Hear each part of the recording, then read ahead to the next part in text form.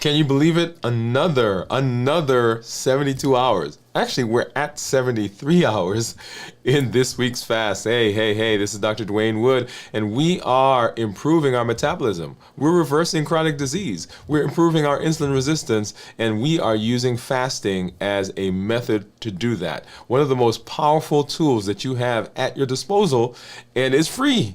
You can do it at any time you want, and you are setting yourself up for the best possibility of reversing your chronic disease. Hey, I'm Dr. Dwain Woode. That's Wood with an E if you're new to me. The E stands for endocrinology. Here I educate, I empower, and I encourage you to take charge of your health and your life, avoid complications, and go to the next level. We are creating the life we've always wanted. And here we are living limitless lives, which says that, hey, we're not allowing anything to prevent us from doing what we need to do. We are presenting our best selves, our best health, and our best plans for our lives. We're breaking free from those boundaries. We're moving beyond those borders and beyond those obstacles that try to inhibit us. If you're new to me, go ahead and put new in the comments, because I'd love to welcome you with a hand clap and some music to let you know that I'm excited that you're here.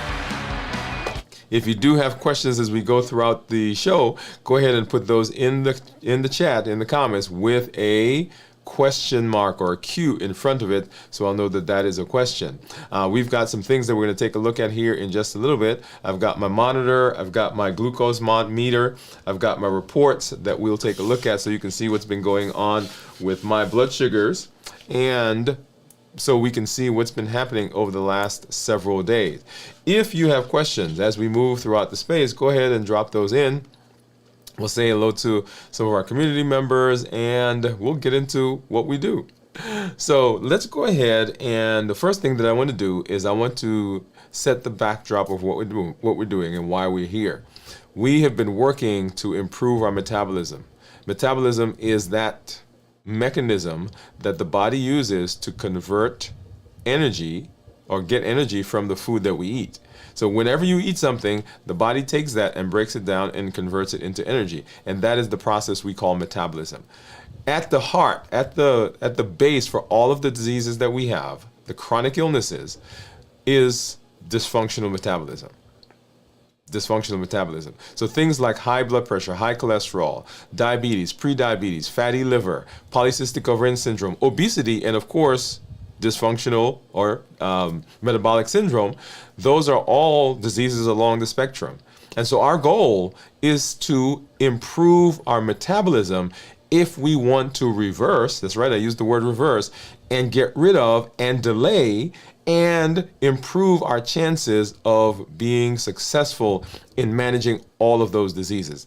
And so the tools that we're using are the tools that specifically are targeting the underlying problem when it comes to dysfunctional metabolism. And the underlying problem is actually insulin. And we'll talk more about that here in just a minute. Let's go ahead and let's hop over and let's take a look at blood sugars. See what's been going on with my blood sugar so you can see what those numbers are. And then we get into our discussion as we review fasting as one of those tools that we use to improve our metabolism. So right now, according to my Freestyle Libre, and you see this number right here, my blood sugar is 64. And you'll see for most of today, it's been hovering right around 100. It looks like it spiked up to maybe 120, 130 at one point. And then at the end of the day, down here, this graph that you see, this graph is showing what my blood sugars are. Let me change my finger a little bit. There we go, right there. Okay. So the red part of the graph is below 70, and the rest of it is above 70. Actually, I said hovering about 120, but it's actually hovering maybe between 70 and 90, but we'll take a look at that here in just a minute when we look at the Dexcom Clarity, which let's go ahead and do that right now. And so here's my Dexcom Clarity over the last 12 hours. And one of the reasons I like the Clarity is that I can actually put my finger, not Dexcom Clarity, but the Dexcom app. I can put my finger on it and you can actually see what my blood sugars have been going. And you'll see, so for most of today, we've been in the low 100s. And right about here is what I call the toothpaste effect, right? So it popped up to about look at that, 136, right? So we started out right around 110 and then up to 136. and then kind of hovered in the 100s, and of course now it's starting to come back down. Okay, so that's what's been going on. And if I go to a 24-hour view, kind of the same thing. You see in the low 100s, spiked up there about 120, and then let's see, what time was that? That was I don't know, about 12 a.m. And then with the numbers that we just saw, right? So we started out in the 1-teens and then spiked up, and then now we are on our way back down, right? And so let's go ahead and let's look at my monitor or my Dexcom Clarity report. And you see there, this is for the last 14 days. For the last 14 days, my average blood sugar has been 113 with a glucose management indicator of 6.0. So that means if I were to get an A1C, this is what I would expect my my A1C to be. I can't call it an A1C because it's a calculated number, but it is a good estimation. I am in target 99% of the time, which is right here. And my target is anywhere from 70 to 180. Now, I always want to make a point here for everyone. When I talk to my patients, I usually tell them that I want their average blood sugar to be between 100 and 120, okay, 100 and 120. So even though that range right there says 70 to 180, I don't want them there. Normal blood sugars are 70 to 99. So even though we've allowed the blood sugars to be higher, it is a safety mechanism issue. It is not what the body is expecting, right? So regardless of what people tell you, yes, that's what we say you can be, but in actuality, the body wants 70 to 99, right? Because the definition of diabetes is 90, the pre-diabetes is 100 to 125, and diabetes is 126 and above. So if a normal or pre-diabetes is 100 to 125, then the normal is below that. Okay, so just a point that I want to make there, because we sometimes will get that a little turned around, and we don't want to give a false. We don't want to give a false impression there. So when you see those numbers, understand that yes, we are saying that you can be in that range, but that really is not the normal range. All right, so let's get back over there. So 70 to 180, and if I do a 90-day average, you'll see my average is 111. So once again, between 100 and 120. My glucose management indicator is 6.0. Once again, it is a calculated number, so I can't call it an A1C, but it is a good estimate of what the A1C would be. And right here, 97 is I'm in target 97% of the time. Once again, the range being 70 to 180. If I look at my actual numbers over the course of the last several days, and this is an important one, I always want to make sure that we do this, because it is a good discussion to have as we move through the idea of fasting. And so I'm going to go back and start here on Tuesday afternoon. So this is where I started my fast, right about there. Okay, so not start the fast. That's when I ate my last meal. So I ate my last meal right in here, and so started the fast right about here. So my blood sugars were, one teens. And if you didn't see what I ate as my last meal, go back and watch that check-in that I did on Tuesday afternoon. And so it was a salad, some salmon. I think there were some Brussels sprouts in there, some broiled Brussels sprouts, and I had some baked chicken. Right, so that was the gist. And I think there was some balsamic vinaigrette dressing. And so that's what I started the fast with. And looking now at the blood sugars following that. So we started out in the 1-teens, and I think it spiked up to about 126. Actually, no, 136. 138, actually, right there. Spiked up to about 138, so 1-teens to 138. And remember, whenever we talk about managing diabetes, for those of you who are diabetic, the marker of whether you did a good job with the meal is, does the blood sugar stay within 40 points of where it started? right? So that's the kind of general rule of thumb. Now, ideally, going back to the idea that normal blood sugars are 70 to 99, ideally we don't want any spiking at all, right? So if we wanted to really say that diabetes is not having an effect, we want blood sugars that are remaining below that, okay? But as a rule of thumb, if your blood sugar spikes or changes within 40 points, then we say that you've done a good job with that meal.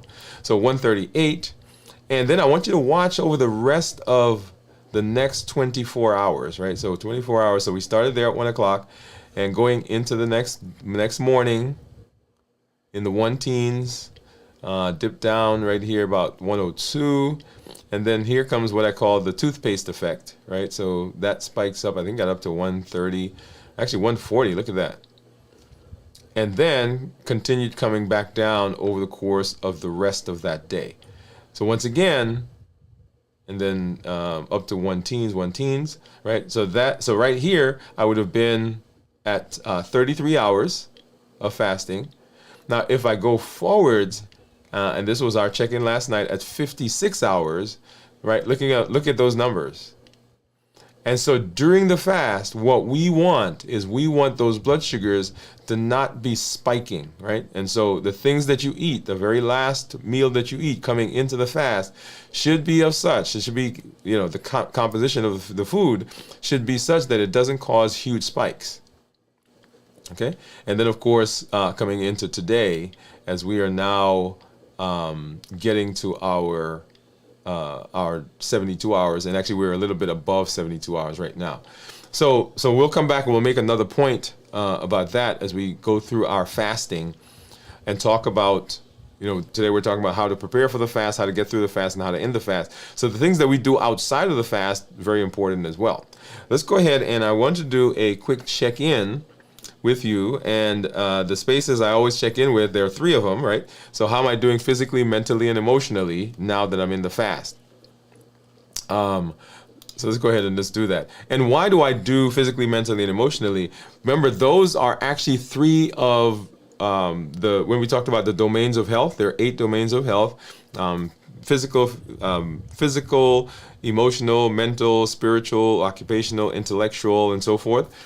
We did an entire mini-series on that several months ago. So go ahead and watch that. But of the domains of health, probably the top 3, whenever we're talking about how we are as human beings, physical, mental, and emotional are the 3 top ones, right? Because this is where people tend to have their most difficulty. So when I talk about fasting, I want to know, and I want you to be checking in with yourself, particularly if you're doing one of the extended fasts, you want to be sure that you are doing well as you go through the fast, because your ability to get through this fast now has impacts and implications on what happens to the fast in the future, because your brain and your body will remember, because it'll say, oh, you remember that time when we tried to fast and it didn't go well, so let's not fast anymore, right? So let's make sure we do that. All right, so physically, how am I doing physically? Well, here, what most people talk about, they talk about their energy when it comes to fasting. They say, well, hey, I'm feeling as though I am drained, or I hit a wall, or I'm walking through mud or quicksand. So those are comments that people make. I am actually feeling pretty good. And the point that I want to make here is, if you are not well rested, then when your body's shifting, because there are lots of hormonal shifts that are going on, lots of chemical shifts, lots of neuronal shifts that are happening. And if you are not well rested, then you will feel those more profoundly than you should. And so sometimes people will feel that they're not used to those symptoms, or they, as the body is going from burning carbs, glycogen, to burning fat, there is that short period where there is an exchange. And so you can feel that as a big dip. So if you're not well rested, that will happen. I am right now rested. I've been doing a good job of this week, because that's our theme for this week, by the way. So we'll come back and talk about that. So I'm feeling pretty good. Also, people will say I feel lightheaded, sweaty, dizzy. I feel like my heart's racing or skipping a beat. Well, if you are not hydrated, then the blood volume goes down, And if the body has to keep getting the same amount of nutrients, oxygen and so forth, and to the same cells, because the requirement doesn't go down, then in order to get the same amount of nutrients to the cells with lower volume, the heart rate goes up. And so your body pumps the blood faster. And so people feel that as palpitations, feeling heart racing, skip and beat. Sometimes they'll feel sweaty. I gave the example when I was out several weeks ago preparing for camp. So we took our Pathfinders camping.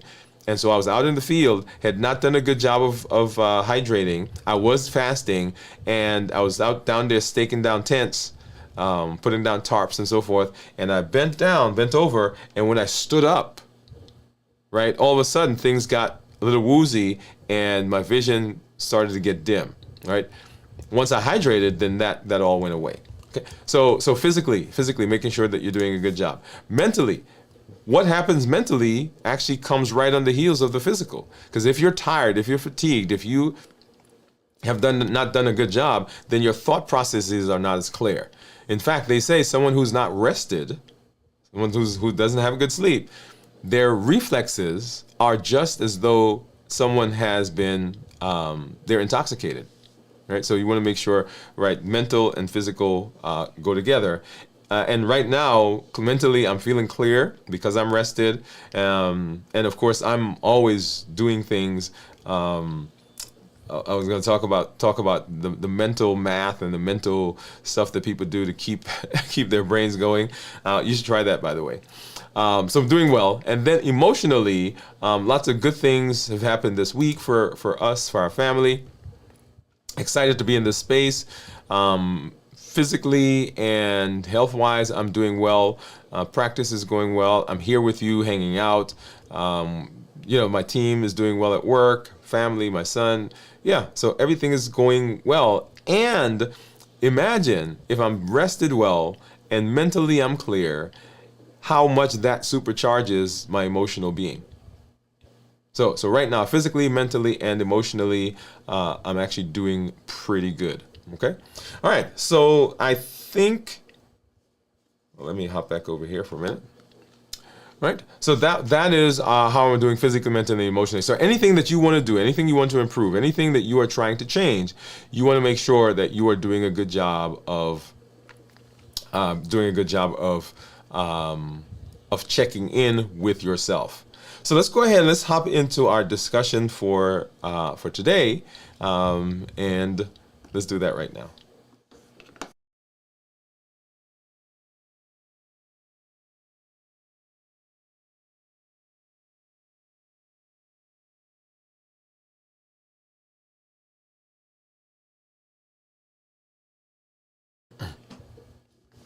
All right, so we are actually doing a review of fasting review. So how do we prepare for the fast? How do we go through the fast, and then how do we end the fast? That is what we do on Fridays.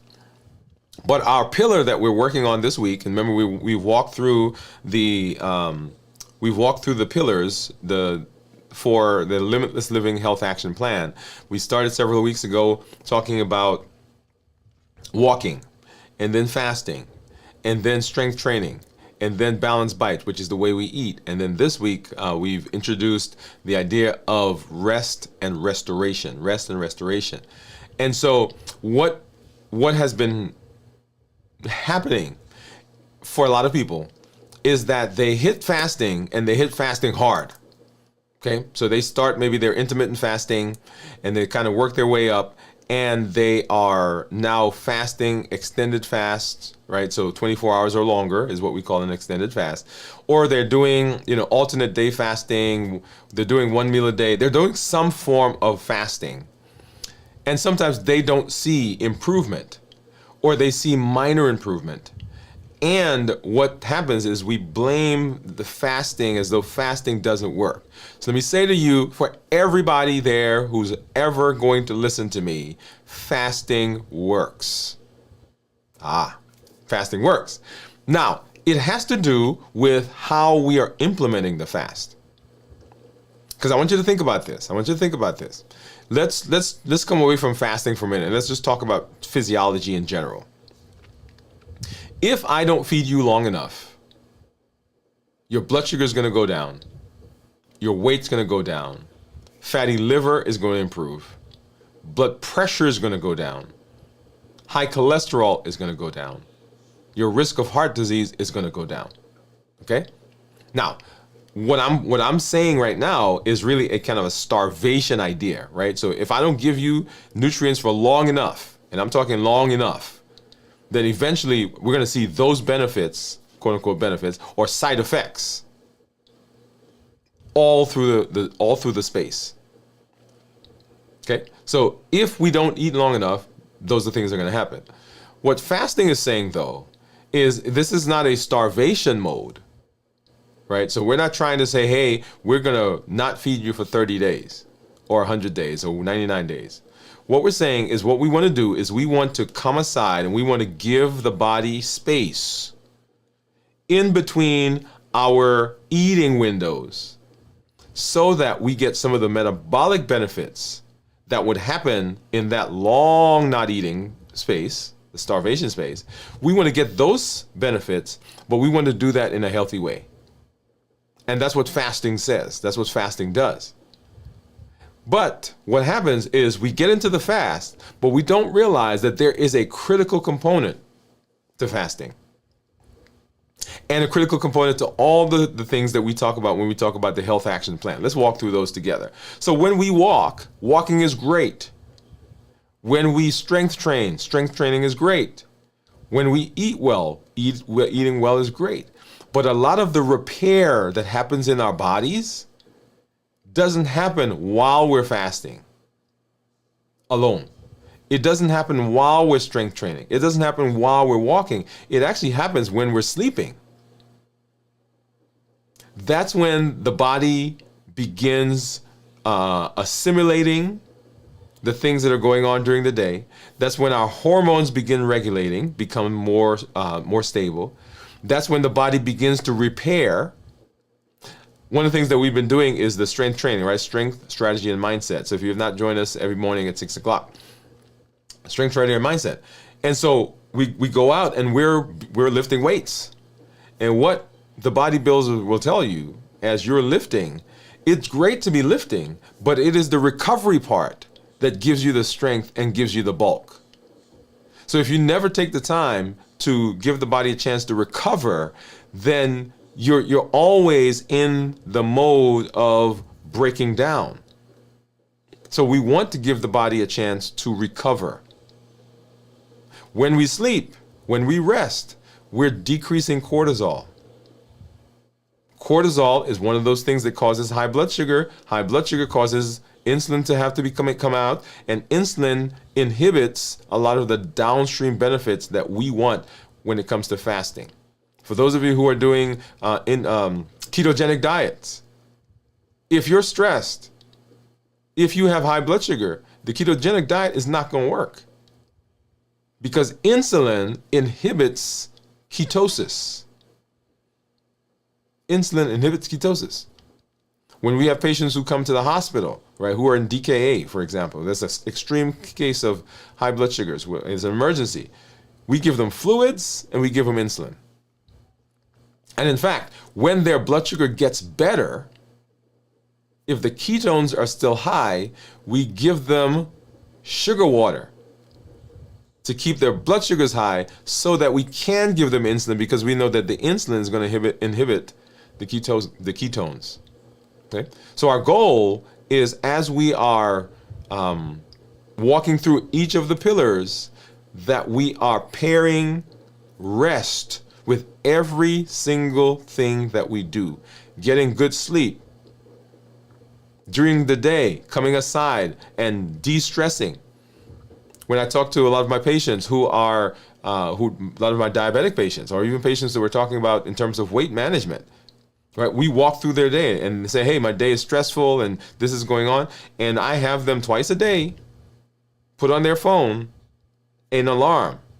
And the alarm stops and I said to them, whenever this alarm goes off, you stop at that time or close to it, and you have a centering exercise that you do.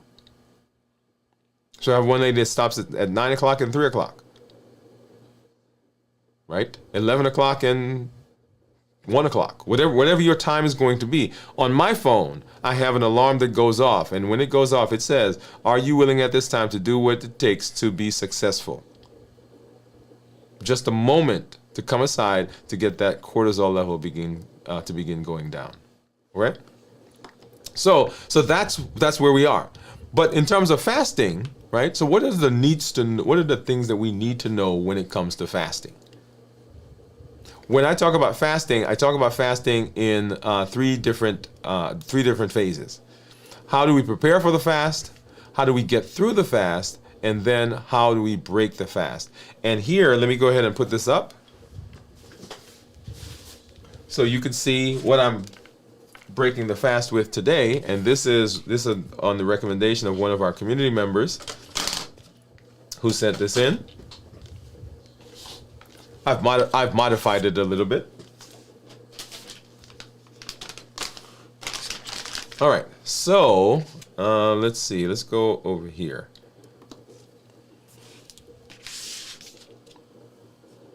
Let's do this way. Okay, so here we go. So what I have is a salad, and you know I always start with the salad, right? So we're gonna put this here. We'll come back and describe the salad, but I have a salad. I've got some dressing that she recommended, so we're going to use that to see what the numbers are. Of course, I have some fat right here, and then I've got some protein with fat. So we'll come back and we'll talk about those as we move through the discussion when we get to the breaking of the fast. But preparing for the fast, getting through the fast successfully, and then, of course, breaking the fast. All of these three are important because how we prepare for the fast has implications of how well we get through the fast, and of course that has implications for how we break the fast and the success that we maintain over the long haul. So let's go through and how to get ready for the fast. So why is preparation for the fast key? Why is that important? Because how you prepare determines ultimately the success of the fast. And you'll see there, right, preparing physically, mentally, and emotionally. Those are, and there are other areas, but those are the three major places where people will have difficulty. Major places where they have difficulty. Because if we don't do a good job of preparing physically, if we come into the fast with tiredness, then the fast doesn't go well. And throughout the fast, we are always constantly encountering places, because there are going to be some challenges in the fast. And if you're tired, then the brain is going to default to not being able to manage the things that come up in the fast. And so that's not what we want. We want to be able to successfully get through the fast. So if you're not rested, when the body converts from using glycogen to using fat, then you'll feel that like a big dip, and it'll be more profound than it should be. What you eat coming into the fast, and we talked about the last meals that I do.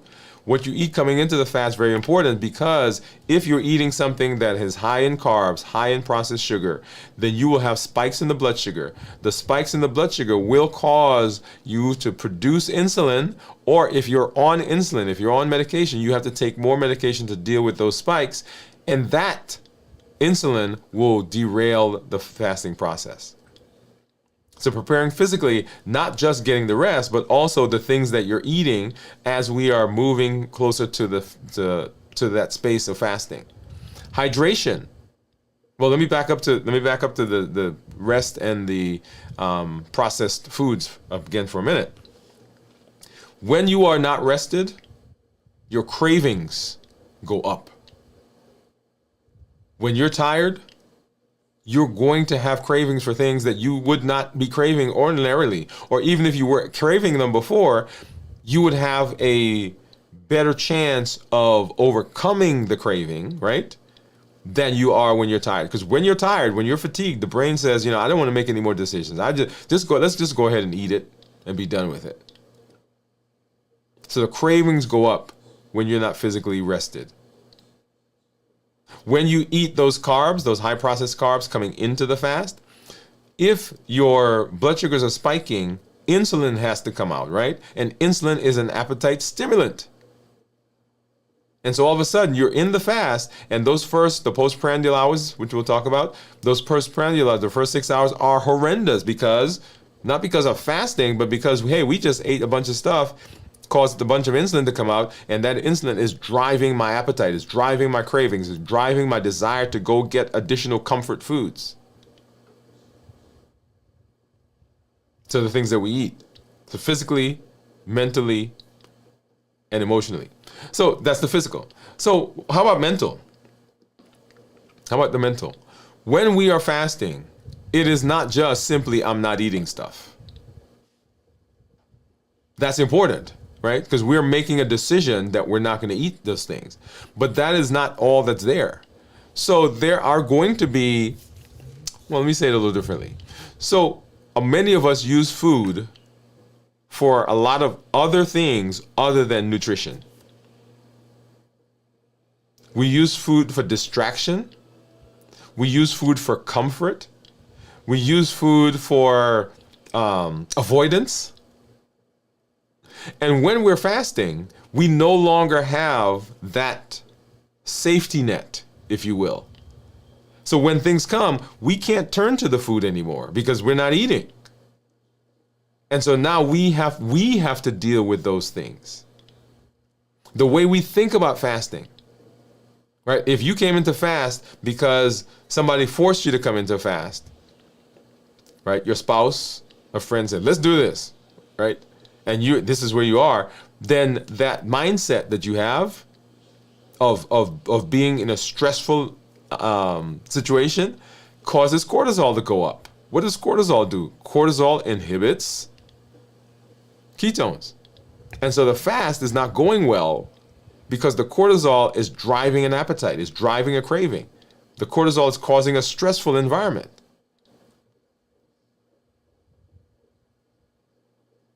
So mentally, we've got to prepare. We've got to understand what the reason is that we're fasting. What is my goal? What is the end of this? I tell people when I come to fasting, when I'm getting ready to fast, I get excited. I get excited because the food noise is about to go away. Right? I don't have to think about food anymore. And if I've done a good job of coming into the fast with a good meal, then those first 6 hours, those postprandial time, there's not a craving. The only time there's a craving is when I see other people, get ready to eat. And then emotionally. So the things that we encounter or our ability to manage our emotions are directly tied to our ability to successfully get through a fast. So if you come through a fast just kind of white knuckling it, okay, just barely getting through because of all the emotional things that are going on, that's not the space we want to be in. So fasting is a choice. Fasting is a tool. Fasting is something I'm using to right my metabolism. It is a choice that I'm making. And once again, when I'm fasting, I don't have the food to blunt, to manage, to avoid, to soothe, to cushion the emotions. I'm out there bare. I don't have I don't have a safety net. I don't have a buffer. I've got to deal with it myself. So I've got to begin developing the emotional tools that I'm going to need during the fast. Right? So why is preparation important? Also because it allows you to determine the milestones. So when you fast, okay, what is about to happen? What's going on in the fast? How is my body changing? What are the things I'm going to feel? And how do I get through them? Because if you don't, then fasting is a difficult process. And we don't want it to be a difficult process. We want it to be simple and doable over the long term. Now, all of this, all that we've just discussed is enhanced it's supercharged when we are well rested. If you're not well rested, then guess what? You can derail the things that we are doing, the benefits that we say that we want. Yeah, when you're not well rested, it begins to derail all of that. So those are reasons why preparation is very important. So when we're getting into the fast, we want to make sure that we are processing our food and we are going through our food with all of the tools that we've learned. And remember, balanced bites is this idea that the food that we're eating, right, whole foods first, minimize the processed foods, no added sugar, lean protein, healthy fats, some starchy and non-starchy vegetables. You want to make sure it's tasty and flavorful, and you want to make sure that you have good portion control. This is where we want. This is what we want to happen. Because if we're not doing that, if we are continually because what? here's an interesting one, right? So a lot of times, what will happen is people will anticipate the fast, and they'll say, you know what? I'm about to go into a fast, so I better, and I won't be able to eat whatever, you pick your food of choice. I won't be able to eat this for the next day or the next 2 days, the next 3 days. So I better eat as much as I can. Right? And so say your thing is ice cream or cookies or candy or whatever it is, right? And so you're getting ready to go into the fast to improve your health, to improve your metabolism. That's the goal for the fast. But because your mindset is of such that, man, this is deprivation. I'm not going to be able to do this. I'm not going to, right? Whatever your thought process is. And so I'm going to get as much as I can before I get into the fast.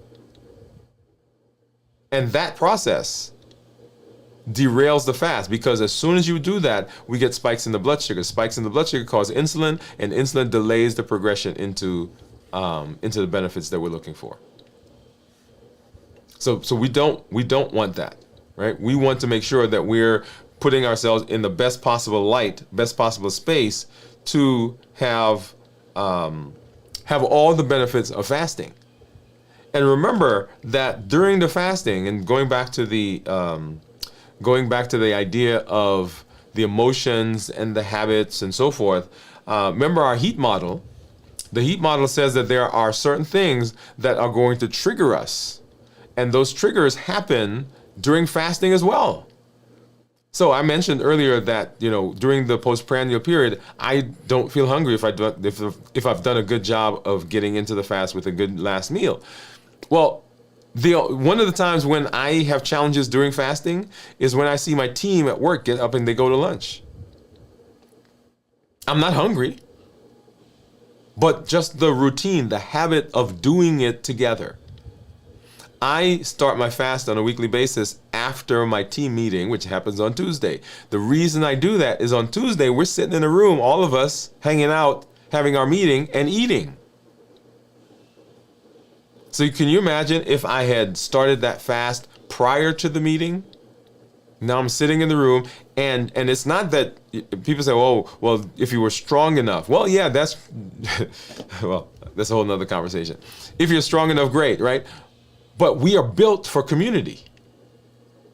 We're built for connection. We connect over food. And so if I'm sitting in this space with all these people, right, my team, my wife who's there, and they're all eating and they're talking and we're going through stuff, and I'm sitting in the corner, guess what? That's not a good space. And my brain will say to me, hey, you know what? Let's not fast right now. So I deliberately set it after the meal or after the meeting. That's when I start the fast. Number 2, emotions. And I say to people, this is kind of like the roller coaster, right? So you get on a roller coaster, the goal of the roller coaster, well, I think they try to scare you to death, but that's another story. But the goal of the roller coaster is for you to have fun. And so the roller coaster is winding, and at some point in that roller coaster, in every roller coaster, there's a period where it goes up, and it's climbing, okay? And so it gets to the top of that part of the roller coaster. And if you're in that car at the top, you could at that point decide, hey, I don't want to go down. You can yell and scream and jump, do whatever you can, but guess what? The car is coming down. And it's the same thing when our emotions become so intense. You can be angry. You can be frustrated. You can be anxious. You can be whatever, right? And you could at that point say, "Hey, you know what? I'm gonna keep fasting. I'm not gonna eat." But if that emotion gets strong enough, the car is coming down, and you are gonna break through your decision that you weren't gonna eat. And so I tell people the goal is not to try to stop it up here. The goal is to make sure the car never goes up, or as little as possible.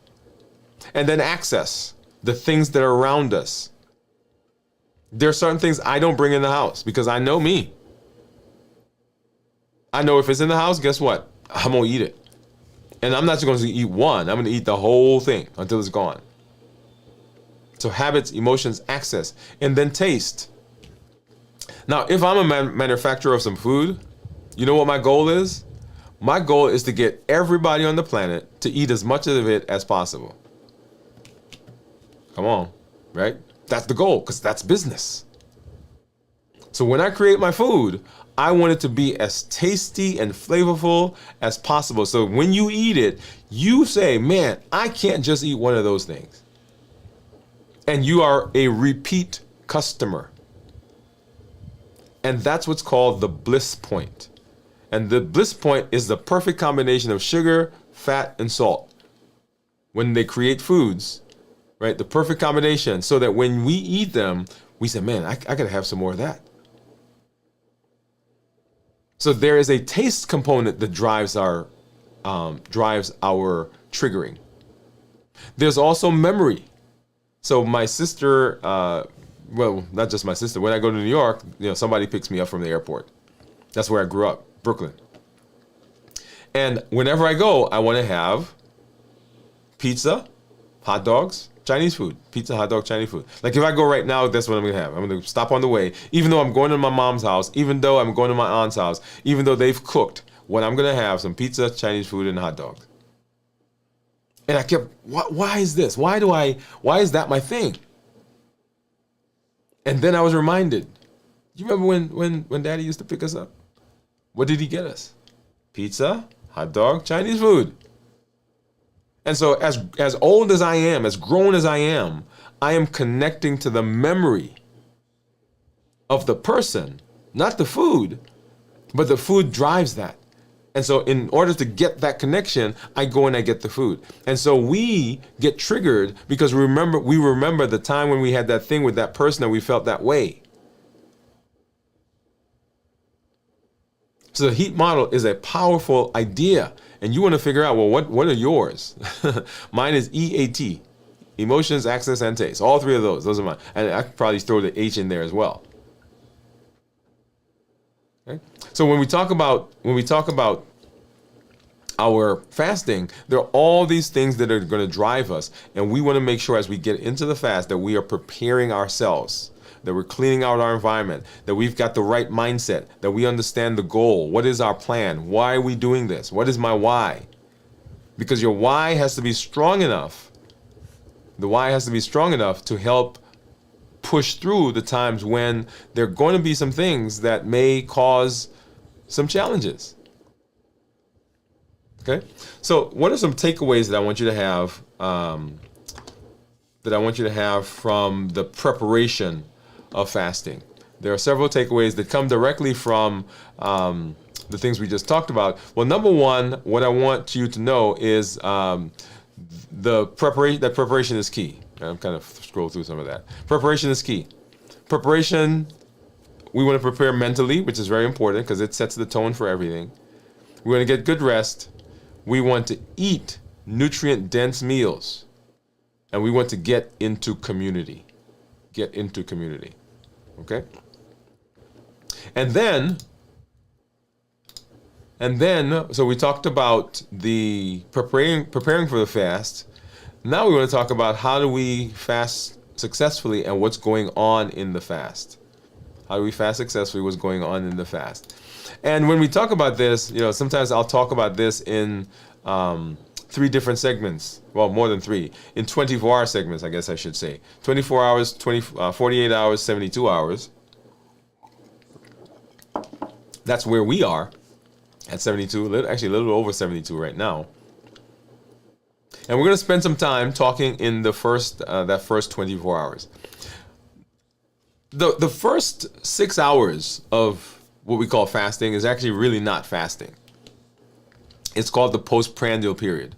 And this is the period where the body has taken the food that you just ate, it's breaking it down, and it is shuffling it, it's sorting it into its different places. It's kind of like at the mail station, right? At the post office. All the mail comes in, and there's some machine or some guy, a gal that's out there, and they're just putting it into, I guess they put it in different zip codes. So that's what the body's doing. You just gave it a bunch of food, and it's going through the food and deciding where the food goes. Right? So this should go to, and here's an important point. One of the main decisions that the body has to make during that time is, do I store this? Do I store it? Or do I use it? Do I store it or do I use it? And the thing that makes the decision between storing and using is, guess what? That's right, it's insulin. So that when you come into the fast, those first 6 hours, the body is sorting. And if you've eaten something that has high carbs, high processing, then your blood sugars are high. And insulin is high. And because insulin is there, because it has come out, it is making a decision that the things that you just ate, they're going to go to storage. And that's called weight gain. That's called fatty liver. That's called high blood pressure. That's called high cholesterol. And so people, a lot of times, will see those things that are happening and say fasting doesn't work. Well, fasting does work. It didn't work in that case because of the things that we came into the fast with.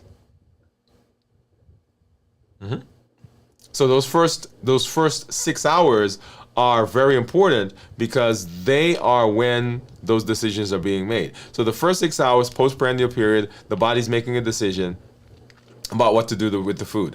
Another way of thinking of it is kind of, you go to the grocery store and you buy a bunch of things, right? So you got to make meals for the week. And you go to the grocery store and you shop and you come home and now you got all the groceries, and what you're doing is you're taking the groceries and you're putting them where they need to be. You're putting something in the refrigerator, something in the freezer, something in the pantry, something in the drawers, something in the cabinets. That's what the body's doing at this point. The first 6 hours. And then we get into the next 6 hours, that's 6 to 12 hours, and this is the early fasting stage. So we are now into the fasting process. And so blood sugars are starting to go down, insulin levels are starting to go down because we've taken all the food and we've put it all where it needs to go. So if your body doesn't need to use the energy right away, then the stuff that it's stored it stays in storage. So that for a lot of times we eat and we're in that postprandial period, right? The first 6 hours. And then before the body is ready to actually use some stuff, guess what we do again? We eat. Well, when we eat again, the insulin was just about to get ready to go down, and we eat again. And most of the times we're eating carbs. And so the insulin goes up again, and it stores again. And 6 hours later, hey, the insulin levels are going down, blood sugar is going down, and guess what we do? We eat again. As a matter of fact, we do more, it's more than that 6 hours, right? So every 4 hours. So you eat at 8 o'clock you eat breakfast. 9, 10, 11, 12, we eat lunch. 1, 2, 3, 4, right? 4 o'clock, 5 o'clock, we eat supper. And then, oh my goodness, we're watching a movie at 5, 6, 7, 8, 9 o'clock. And we're going to have some popcorn. So that whole process, all that we've done is we kept putting stuff in. We kept going to the grocery store and buying stuff. We never started cooking. And so the whole time, the body's trying to figure out what to do with the food. And most of the time, we already have some energy that's available because the blood sugars are up, right?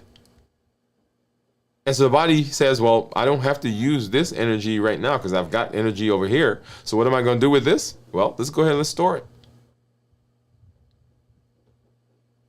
So that next, say, the 6 to 12 hours is when we're starting to see blood sugars go down, and those blood sugars are, when the blood sugar goes down, the insulin goes down, and the body is now starting to go back to those storage places and say, hey, give me the stuff I gave you. I need to use it for energy. So that's the 6 to 12 hour period. And then the next 12 to 18 hours, this is called the transition to using fat. Transition to using fat.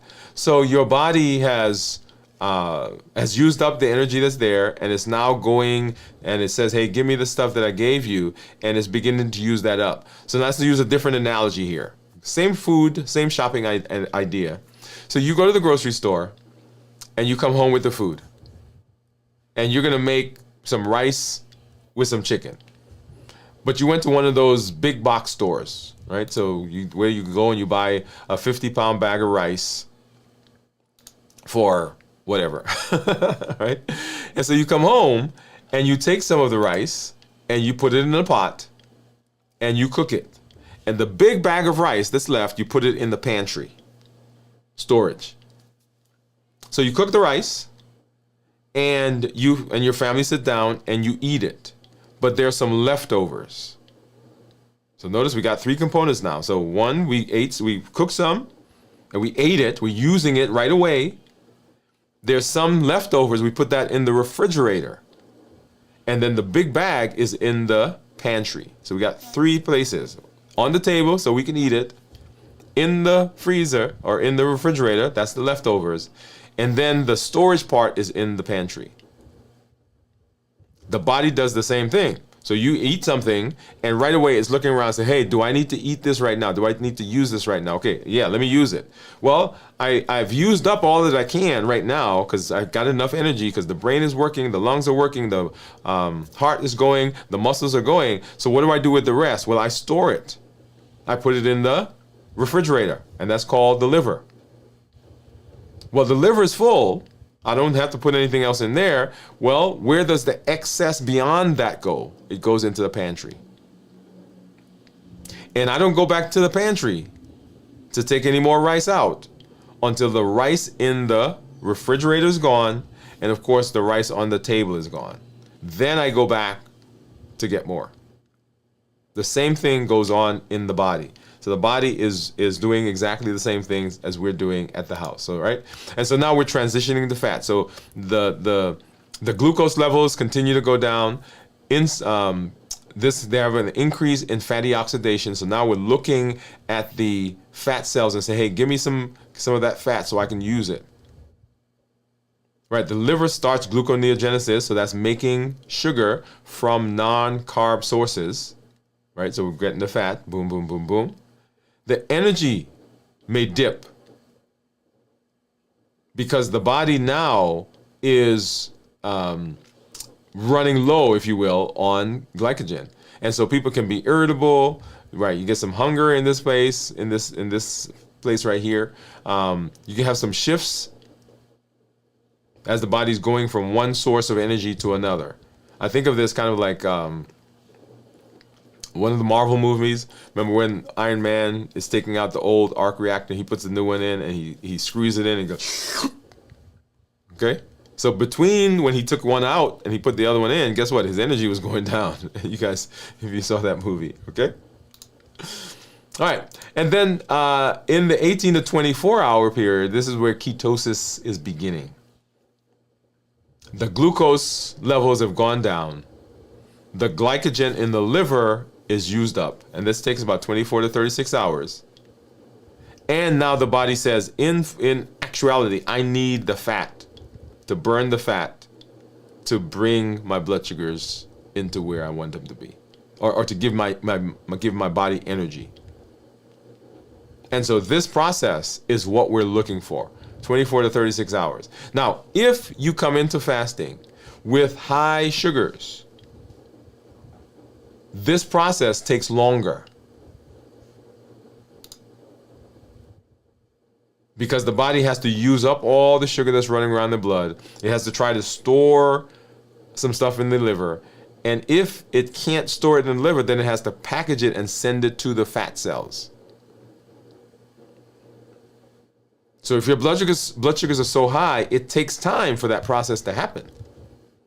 And so you think you fasting for 24 hours, but it took the body 36 hours to get rid of all the sugar. And you say, I'm going to end the fast at 24 hours. Well, guess what? When you're ending the fast and eating again, the body still hasn't gotten to the point where the glycogen is gone. So how we come into the fast, also very, very important for the benefits that we will see in fasting. So that's the 24 hours. And then if we want to go just a little bit longer, so 24 to 36 hours, and this is called fat adaptation. And so in earnest now, your body is using a significant amount of fat. Ketones are increasing. Energy levels are up. Beta hydroxybutyrate is being produced, which is like the focus ketone for the body, for the brain. Muscles are becoming more stable because growth hormone has come out. And as we get further into the fast, we start getting brain-derived natriuretic factor, right, which is a super miracle grow for the brain. We get AMPK, which says to the body, hey, we need to repair. Autophagy is in full force. This is the recycling process the body goes through. All of that is happening. And we're getting supercharged in terms of our metabolism. Insulin resistance is going down. The amount of insulin we have has gone down, so our appetite is not as stimulated. Appetite is not as stimulated, insulin has gone down, the body's burning fat from the fat cells, so our weight's going down. Look at all the downstream things that we're getting simply by doing the fast, and doing the fast well, and making sure that we're rested when we get into the fast. That's the beauty, well, one of the beauties of fasting. And so when we talk about fasting, right, preparing for the fast, getting through the fast, understanding what's going on in my body, and then, of course, breaking the fast, just as important as everything else that we will do. If you don't break the fast well, you can undo some of the benefits that you had during the fast, which we do not want to do. Okay? And so here is a good place for me to start doing something, and that is, we're going to start talking about the food. And since we're going to talk about food, great place for me to start eating. Okay, so once again, let's go back to what we've got. So right here, I've got some, this is a salad, and it's actually a cucumber and tomato salad. I've got some mixed nuts in there, and I'm going to add some cheese. Yes, I am. And I'm adding cheese. That gives me some, I guess I could have added avocados to that. Let's go ahead and grab some of this out. Right, could have added avocados when we talk about healthy fats. And then this is one of our community members, and this was what she recommended. So let me see if I can. This is, and no, we're not promoting any particular brand, but this is one she recommended. So she said someone made this for her and it was delicious. Of the things in the salad, the things that are probably going to raise my blood sugars are the tomatoes and the salad dressing. Well, the nuts. Today, tomatoes, the mixed nuts, and the salad dressing. Let's go ahead and let's go ahead and put some. And I shake this up. It's Tuscan Italian with lemon, garlic herbs. So let's go ahead and get some on there. I usually do ranch, so we'll see what. I've not had this before. And to add additional protein, I have, this is a hamburger patty with some cheese on it. Got some pepper jack cheese and a slice of cheddar. Okay, so let's go ahead and I'm going to. So most of the times when you see me eating on the show, eating for fasting, getting out of a fast or getting into a fast, you will see that there is salad on the plate in the bowl. The salad actually works as my filler. And so when I eat the salad, I'm getting bulk. I'm also getting fiber. Right? So that is my stretch for my stomach, and the fiber, which blunts the absorption of carbs. And then you'll see me add additional things to that list. So it's always going to start with salad. Let's just say always. Most of the time it will start with salad, because I've done shows here where we started with something else. So I'm not going to say always. So it blunts the absorption of the carbs, and it helps me with my bulk. Remember, it takes about 20 minutes for the signal to get from the brain, from the stomach to the brain, that we are full.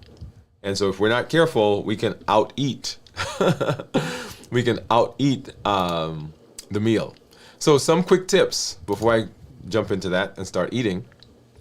Some quick tips for fasting.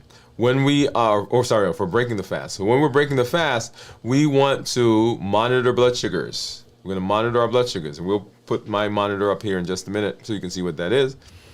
We're going to monitor the blood sugars because it's important to see what different foods do to your body, what exercise does for your body, what rest does for your body, all of those things, right? Portion control. If I could have everybody do one thing when it comes to meals, right? When we talked about balanced bites, whole foods, minimized processing, no added sugar, lean protein, healthy fats, starchy, non-starchy vegetables, tasty and flavorful, and then portion controlled. Sometimes it's not that we're eating the wrong thing, but we're just eating too much of the thing. And then we want to eat slowly. This is with the idea that, hey, it takes about 20 minutes for the signal to get there. And we want to make sure that we are avoiding sugary processed foods. Very, very important, because that will cause problems for us. Right? That will cause problems for us. We want to also make sure that we are hydrated. Make sure that we're hydrated. Hydration is very important. Before the fast, when we prepare, during the fast, and then breaking the fast as well. Hydration, very important for us to be able to be successful. And then what I want you to prioritize, right? So in your consideration, and let me go ahead, I'm going to do this. I'm going to start eating. Get over here. And while I do that, I'm going to pull up my monitor. So right now I'm 108 on the Libre and 65 on the Dexcom. So let's go ahead and let's get some of this start going in. Delicious.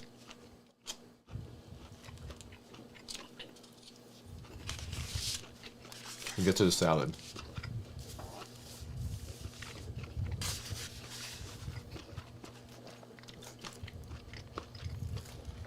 That is good.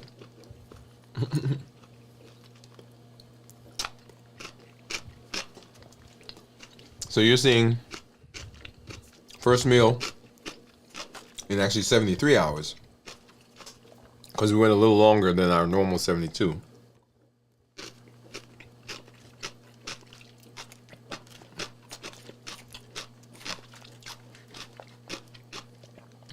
So as I said, one of our community members recommended this salad and the dressing. Now, she didn't recommend the cheese. I added that myself, but so Pam, thank you.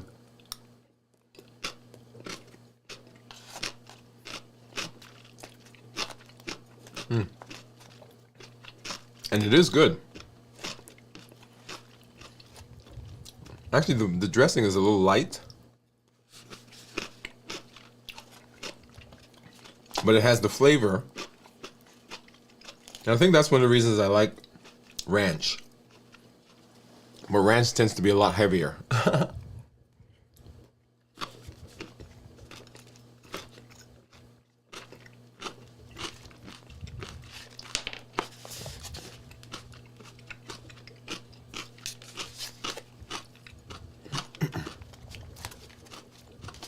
But delicious.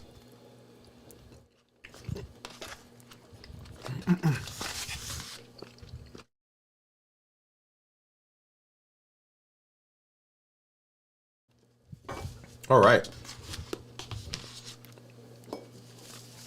So some considerations when it comes to breaking the fast that I want you to remember.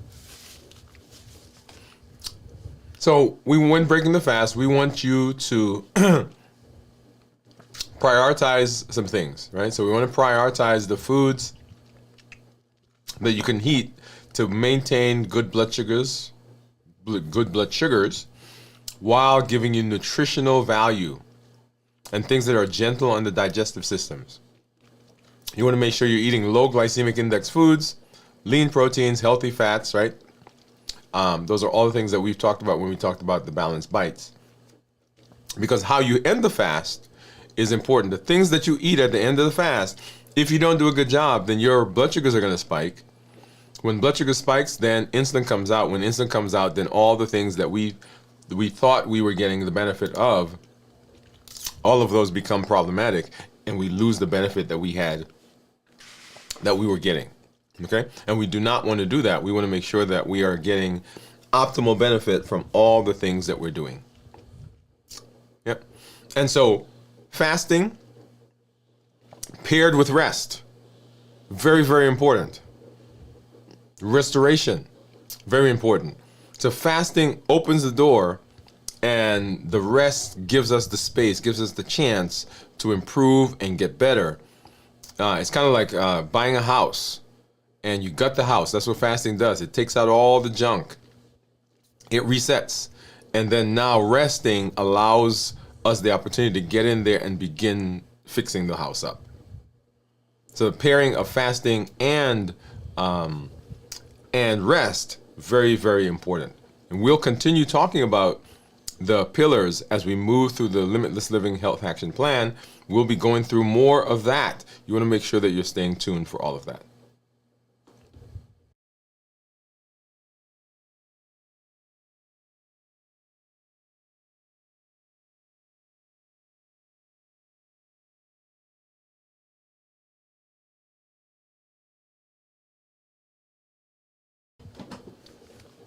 All right, and so that's our review of fasting, how to prepare for the fast, what happens in our fast as we get through the fast, and then how to break the fast to maintain those benefits that we see.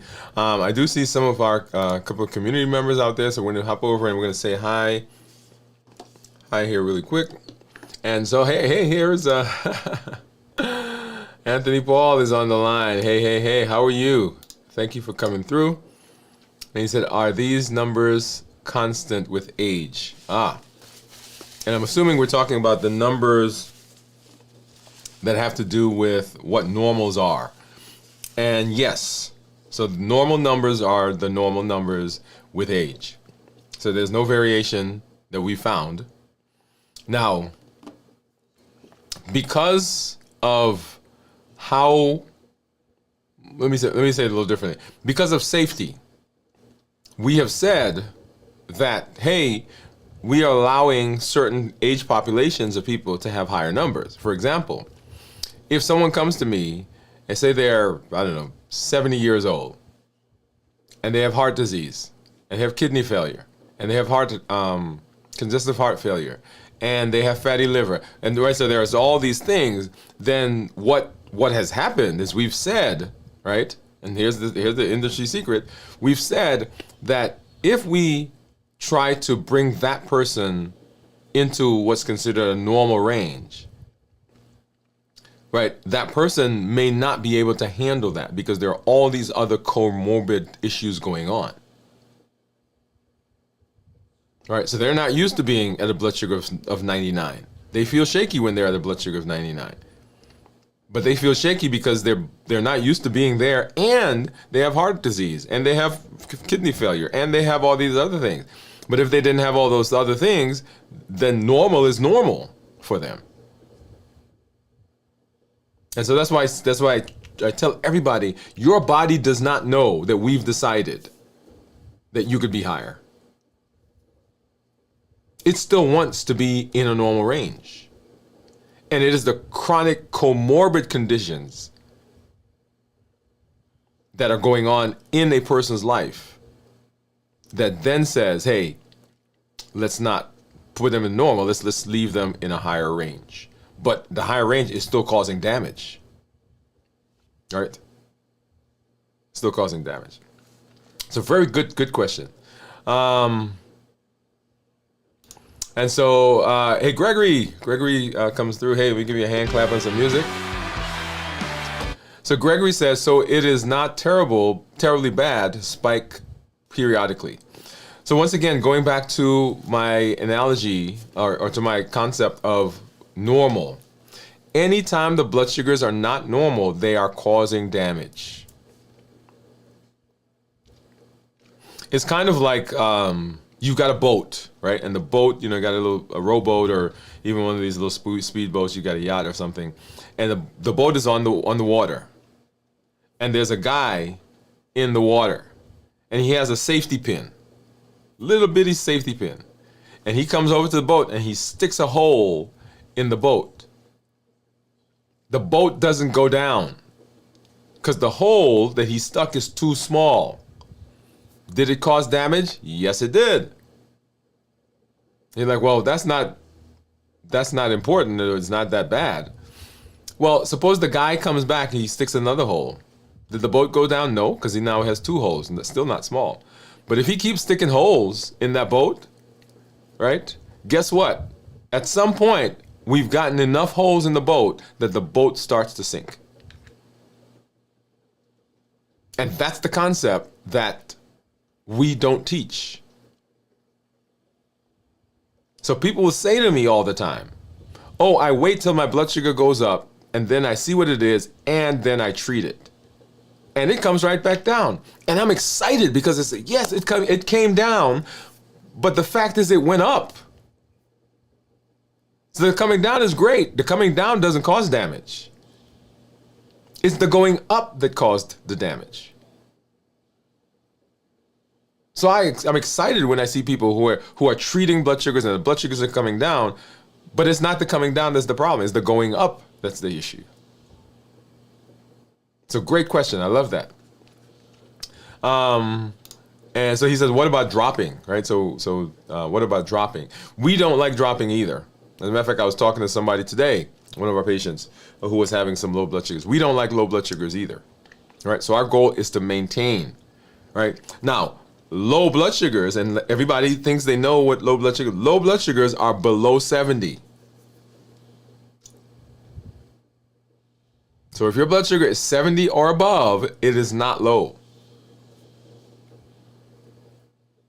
That is what low is, below 70.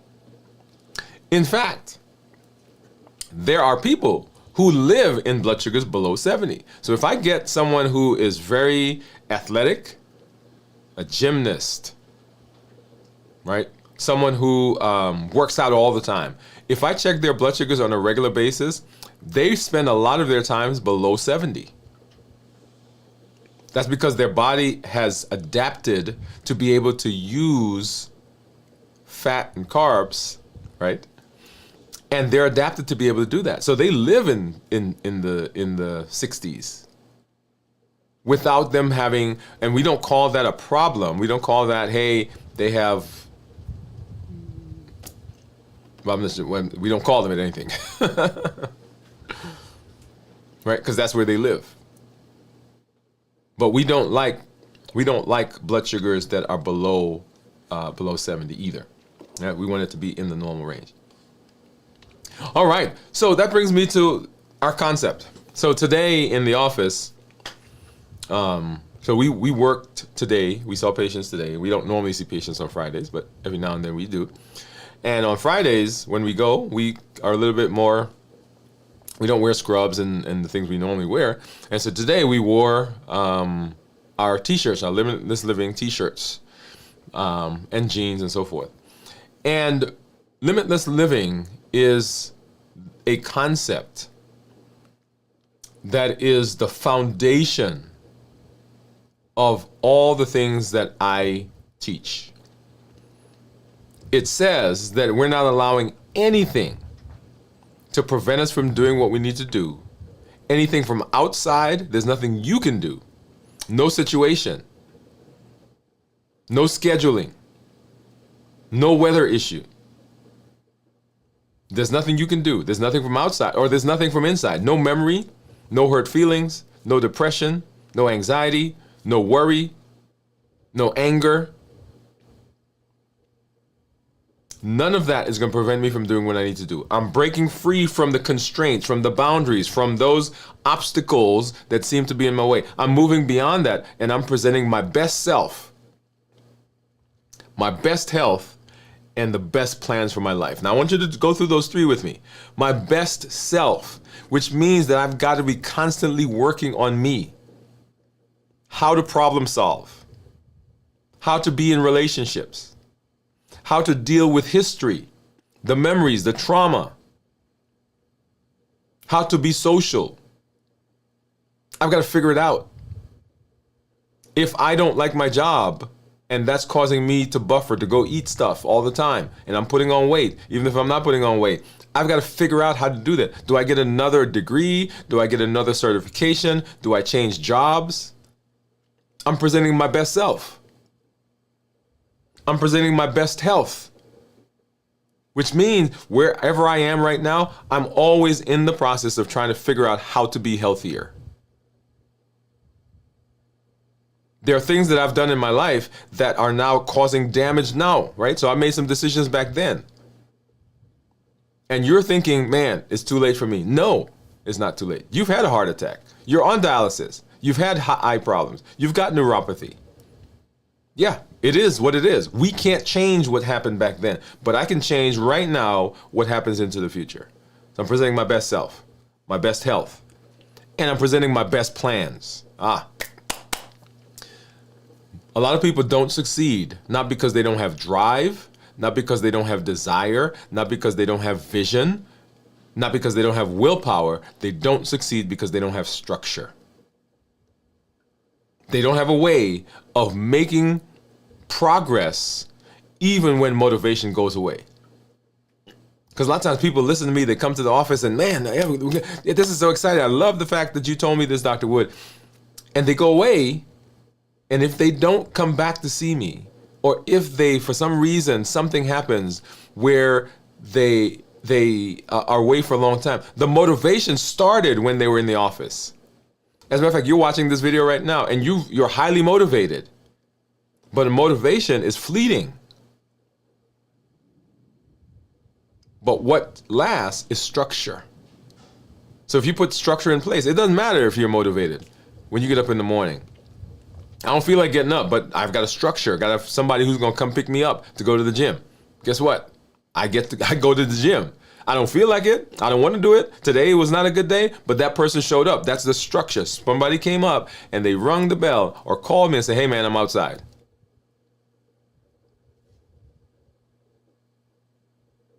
So my best self, my best health, and my best plans for my life.